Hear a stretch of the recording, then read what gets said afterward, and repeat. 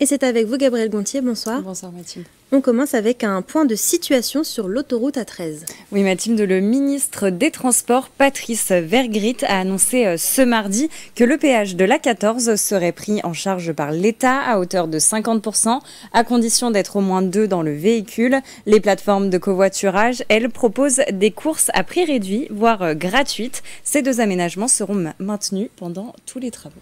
Et est-ce qu'on en sait un peu plus sur la cause des fissures ? Oui, les travaux d'aménagement du parking pour le musée du Grand Siècle en seraient responsables. Le chantier a nécessité de creuser sur 5 à 6 mètres en profondeur, provoquant des fissures importantes sur le mur de soutènement juxtaposé à l'A13, ce qui aurait fait bouger le mur, provoquant des craquelures sur la chaussée.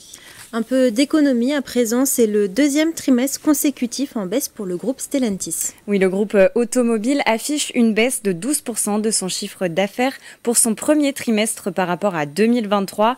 Une des raisons, la chaîne de production est impactée par les mobilisations sociales. L'usine MA France en Seine-Saint-Denis, sous-traitant de Stellantis qui ne la juge pas assez rentable, est en grève depuis le 22 avril. Le site de Poissy a repris son activité d'assemblage de véhicules aujourd'hui. Le groupe compte lancer 25 nouveaux véhicules, dont 18 totalement électriques.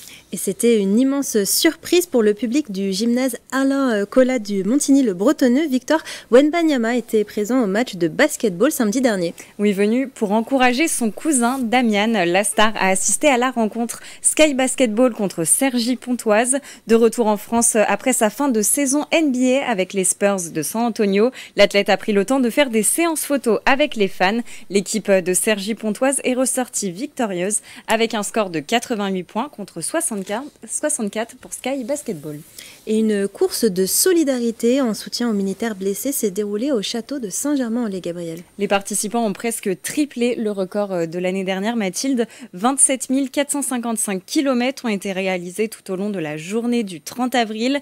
Courses, marches, vélos ou encore rameurs, il y avait du choix pour les participants civils et militaires. Un événement en partenariat entre la commune de Saint-Germain-en-Laye, le musée d'archéologie nationale de l'état-major de zone de défense de Paris. Et enfin, on termine par une information insolite. Des prêtres échangeront leur col blanc contre des maillots de football ce week-end. Oui, la sélection nationale des prêtres affronte le Variété Club de France. Ça se passe dimanche à 15h au stade Léo-Lagrange de Poissy. Ce sont les Holy Games au programme de cette rencontre. Une prière organisée 10 minutes avant le coup d'envoi. Coup d'envoi donné d'ailleurs par Michel Drucker et Rey, un joueur de football international, anciennement arbitre. C'est Monseigneur Dominique Lebrun, archevêque de Rouen, qui arbitrera le jeu.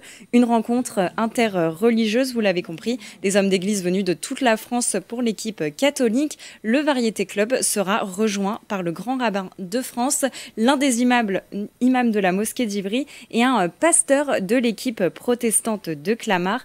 D'anciens joueurs internationaux tels que Robert Pires et Claude Puel compléteront les équipes. Eh bien, merci beaucoup Gabriel Gontier pour toutes ces informations.